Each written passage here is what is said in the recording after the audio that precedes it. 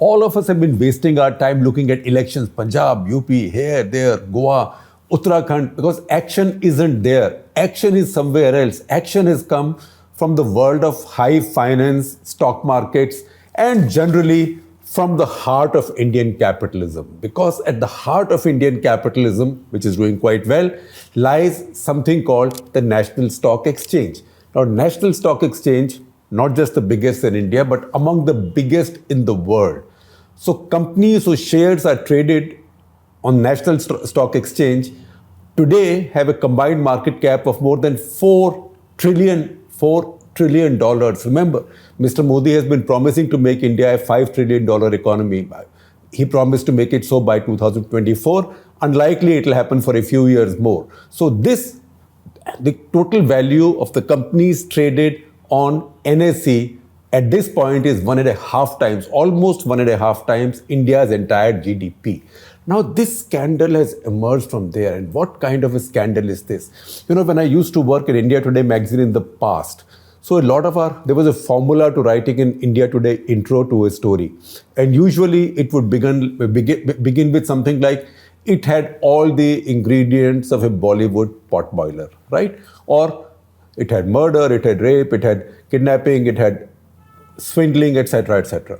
Or it was Kafkaesque and had shades of the Greek tragedy. Always dramatize like this and create a story. In this case, you have to dramatize nothing. I just have to tell you the story and you will say, wow, who wrote this script? Because this script is almost as if it's not written by a human, because it's so brilliant. And you know what? The person or the being who's the primary author of this script is also supposedly not a person. He, spelled with H and E capital, he is supposed to be some Marathi in the Himalayas who does not have to manifest himself physically. Again, himself may HIM capital hoga, right? Himself physically, but can answer emails, right? Answer emails, and it is that person who the CEO and MD, Chief Executive Officer and MD of this humongous stock exchange, her name was Chitra Ramkrishna. She was made to leave her job and looks like now for good reason.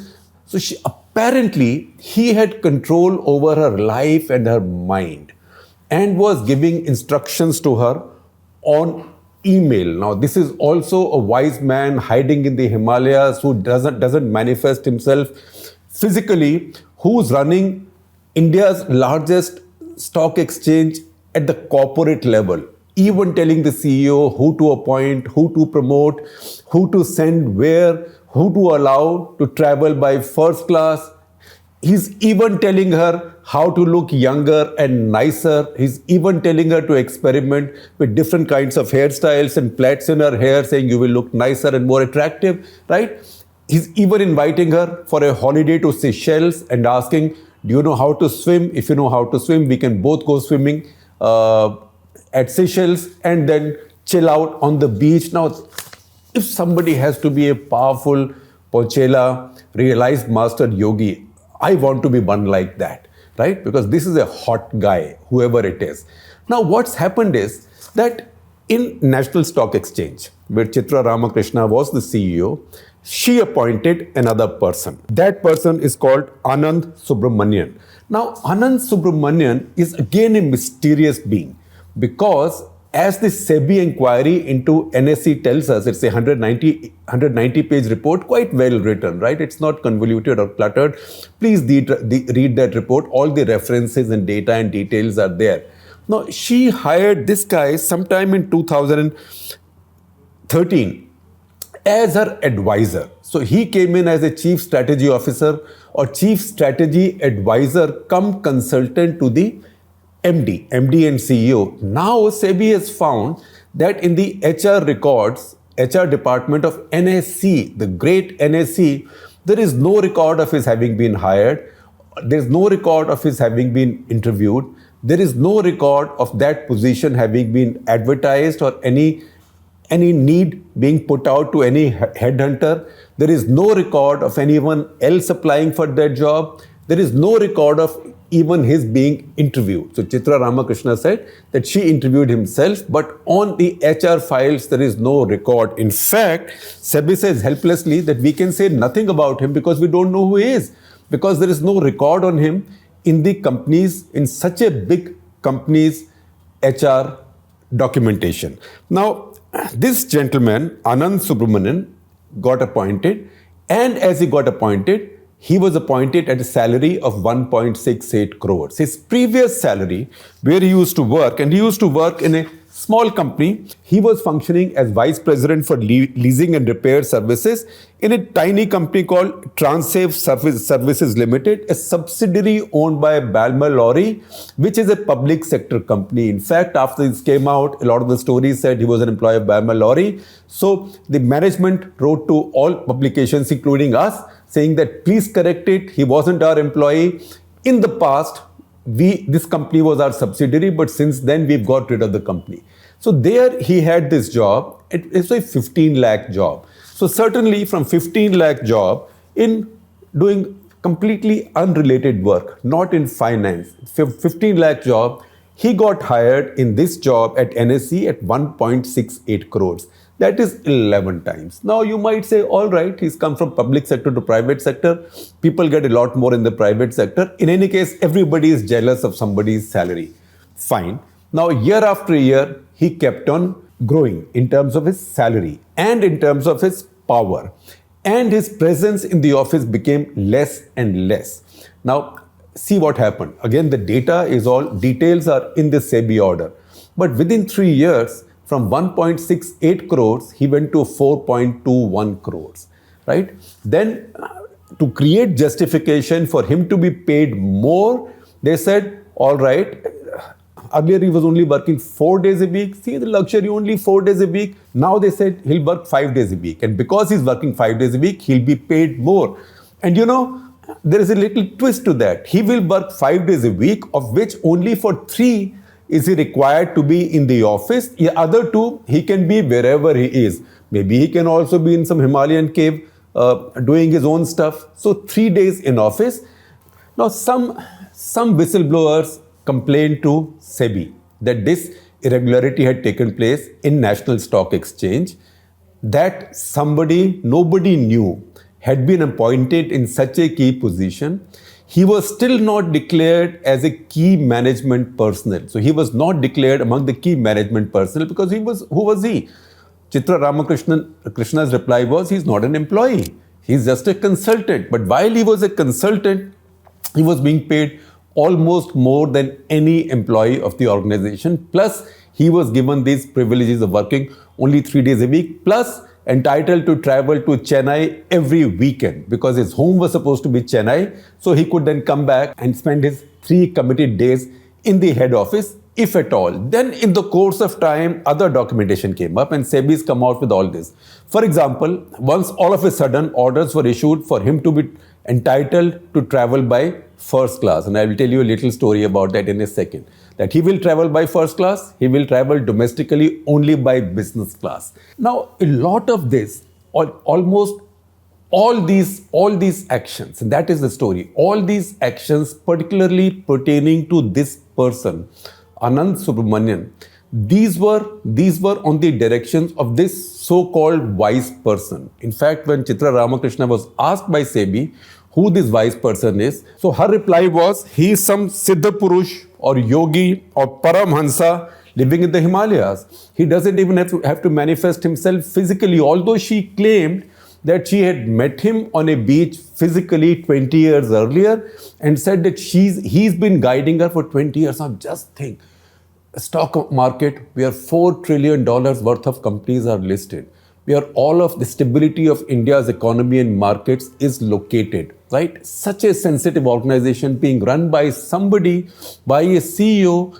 getting instructions on email, right? From a spiritual, non-physical, non-describable entity. and that entity is telling her, "Tu isko promote kar do, usko nikal do." He is also giving her advice on email, like this is the time you should make noise that you want to list NSE as a company. Now, NSE listing is a saga that's gone on forever, and markets have been very excited because it's a large company, and markets think NSE listing will be a big deal. So once again, this so-called mysterious voice is telling her, please make noise about listing, create public opinion, create opinion in the system that you need to list. And then this voice also tells her on email that you should reach out to Prime Minister's office, Cabinet Secretary, Finance Secretary, also such and such officer in the Prime Minister's office, in this case, Mr. Somanathan, who's now Finance Secretary. And then it says after that, meet the FM and then meet the PM himself, right? Now, where are these instructions coming from? These instructions are coming from an email address, which is rigyajodsama@outlook.com. And I'm so sorry, I'm finding it a bit of a tongue twister. It's easier for me to explain to you that this email address has been confected out of the three Vedas. So Rig for Rig Veda, Yajur for Yajur Veda, Sam for Sam Veda. So this yogi, Pancha hua aadmi, Paramahansa, Siddha Purush, whoever he is also a conman of the highest order. He is somebody straight out of Bunty or Bubbly, if he exists. Because remember Bunty or Bubbly, where Rane Mukherjee and Abhishek Bachchan sold some foreign tourists the Taj Mahal. So this so-called person with this funny email address is running the affairs fully of India's largest stock exchange, while it has a very reputed board, a very reputed experienced chairman, also many regulatory systems, a remuneration committee, which doesn't ask any questions about who this guy is, how is he being given so much money. Later, she's apparently said in the SEBI order, while talking to SEBI, that look, he was not an employee, so there was no need for me to go to the remuneration committee about his compensation. And that is the reason I was not even listing him as a key management personnel. Now, while all this is happening, something else has also happened in the National Stock Exchange. And this is something that's happened, say, around 2015, not long after Modi government came into power. Again, some whistleblowers, in this case, probably some traders in Singapore, they identify a phenomenon which later was described as co-location. So what happens is, all the trading right now on our stock markets is electronic. It happens on computers. Gone are the days of people shouting, brokers shouting in the hall of the stock market saying, isko Mahindra & Mahindra 305, Mahindra & Mahindra 305, Tata itna, abhi nahi hota hai. Now it's all done electronically on computers. So what happens is that for a broker, even to get to know the movement of share prices a millisecond earlier than others is of value, because you can then indulge in what is called as algorithmic trading, right? Because you just know a little bit earlier what this price is going to be. So it was found that there were many brokers who had computer systems which were linked to NSE systems. So they were getting this data just that 1 microsecond before others got, and that was getting them benefit. So those were busted because of this whistleblower, and that showed that the NSE system had been compromised, and that led to big management changes in the NSE. Now, while this was going on, it also comes out the NSE was actually being run by this so-called divine force, and then all the data and detail that SEBI has put out in its 190-page order tells you that she was also seemingly sharing all the confidential information, even about NSE, with this wise man, whatever. I don't know how to describe this person. Now, NSE management has apparently found most of these emails, most of these email trails, that emails that she exchanged with this quote-unquote wise man. Now, in these mails, SEBI says that it's obvious that this wise man, whoever it is referring to her as Som, S-O-M, right? And he is referring to Anand Subramanian as Kanchan. So one of the mails says, for example, and this is a mail from September 5, 2015. This is, that divine voice calling on email. Som, if I had the opportunity to be a person on earth, then Kanchan is the perfect fit. Ashir Vadam, right? Shiron Money. So he signs his name as Sharon money. So she uses very, very reverential language in her mails to him, and her salutations are almost as if she's talking to a god. So, in fact, at one point on December 30, 2015, she writes to him that my struggle is I always see thee, THEE, all capitals, right? I always see thee through G. Now, I don't know what is G in this case, and this English syntax also I can't figure out, but maybe when people get so emotionally charged, they lose track of grammar and syntax. So it says, struggle is, I have always seen thee through G, whoever G is, and challenge to my own realize the difference. Now, whatever that means, don't ask me. This is printed word. This is the email that SEBI has quoted. You can just see if a person who was as incoherent as this was running your biggest stock exchange, India had a real problem. Now, there is one more email in which, once again, this divine voice, such as it is giving instructions to her. Instructions are, number 1, revise, that is Kanchan's working days, from 4 to 5 days, right? 4 to 5 days, of which he must spend minimum 3 in office. 2 are up to him. He can be wherever, right? That's when he gets his promotion.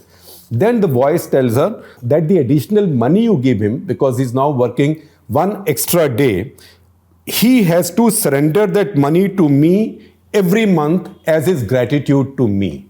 Now, again, which divine figure takes a commission out of the favors he does to somebody and instructs him, orders him to give the commissions to him? Anybody who has such divine powers does not need to live on commissions and rishwatkhori and cuts like this.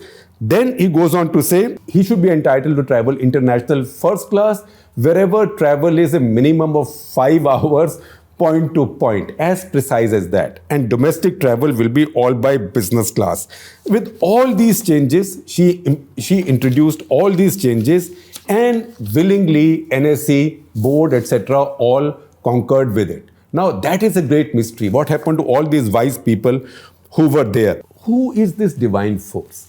The SEBI order quotes a report a forensic report by Ernst & Young. Ernst & Young was assigned by NSE to hold a forensic audit, an investigation. So they held an investigation, and Ernst & Young has come to a conclusion that we are absolutely sure that this mysterious divine being was none else but Anand Subramanian himself. That he is allegedly the con man who had got her in his control like this by creating a parallel identity as this wise person. Because in some of the mails he's saying, you're looking so nice today, right? Why didn't you change your hairstyle? So it's almost like, now if you're gullible, you will believe that this guy has such divine powers that he's watching me now, and who doesn't think on any given day that I'm not looking terrific, right? Even I have the right to feel like that, right? And somebody tells me that and says I'm God and I'm God's voice, and I'm telling you, you look fantastic, Shekhar Gupta. Just go get yourself a hair transplant, right? I might even go and do it if I'm an idiot, right? But not otherwise, and I'm not an idiot. So that is how this man or this voice was playing with her life. That is E&Y's conclusion. SEBI says we are not very sure, but this is something that needs investigation, and I'm sure CBI, etc. will now investigate this. NSE itself, in a note on 27th November 2018, they said that our legal advisor assigned some human psychology practitioners, that is qualified human psychology practitioners, to figure out what exactly happened. And they also concur that probably this man, Anand Subramanian, had taken control of her mind by making this pretense of having these spiritual powers. Now, before I let you go, I will also quote the odd line from another odd email. In fact, if you read this order, there are a lot of these emails, and frankly, you might laugh at those, but if you reflect on the seriousness of this, then you might want to cry. Cry for yourself, cry for your nation, cry for the fact that your savings are in mutual funds which are invested in stock markets by stocks of companies which are traded on this stock exchange. This is among the world's biggest stock exchanges, for heaven's sake, right? So, see, in some cases it says, you shall proceed as per my will. And you know what? My is in capitals, M and Y, right? I have not seen any definition of a realized master who is so ego-driven that he will put his first persons also in capital letters. But this one does because he's obviously not a realized master or a divine soul. This is a crook and a con man. Then in one of the mails he writes, don't worry. Now, don't ask me to explain what it means. I will just read it to you and I will keep a straight face as I read it. You can laugh if you so wish, or you can cry. He says, don't worry, the straw knows when to be a capillary and when not to. The straw knows when to be a capillary and when not to. Kanchan is the straw. So Kanchan is that Anand Subramanian, SEBI says. Kanchan is the straw and I will be the suction force for this. And you will vomit all that is required always. Yuck! If somebody writes a mail to me like that and saying I'm God and I'm telling you that whenever I require you to, you will vomit all this, I'll say, God, go take a walk. Let's have a man-to-man talk. What the hell is going on? Or a woman-to-woman talk. In her case, what the hell is going on? But this is what he writes. He says, don't worry, the straw knows when to be a capillary and when not to. Kanchan is the straw and I will be the suction force, which means Kanchan is the force through him, through which he will suck whatever he wants. Now you can make your own assessment in terms of what it could be that they want to suck and from where. It looks like could be from National Stock Exchange. So Kanchan is the straw and I will be the suction force for this, and you will vomit all that is required always. I don't know who the straw is. I don't know who has the power to suck. Maybe I don't know who Kanchan is, but I know who the sucker is in this case. And I don't think on that you will not disagree with me. So before I conclude, compliments and thanks are also owed to Ananta Barua, who's a whole-time member of SEBI, who's written this very clear order. Of course, SEBI's remit is limited to corporate governance, and accordingly, SEBI has fined these people and barred them from participating in the markets. But this is now the time for agencies to move in. So if they can take time off from fixing political rivals, etc., they stop wasting time there. Maybe they can find out something here. But remember, once again, when a movie is made on this, that email address is Rigya Jur Sama. That is Rigved, Yajurved, Samaved. तो remember the old line, देखो दीवानो तुम ये काम ना करो, राम का नाम बदनाम ना करो. तो इसको भी बोलेंगे, देखो ये दीवानो तुम ये काम ना करो, वेदों का नाम बदनाम ना करो.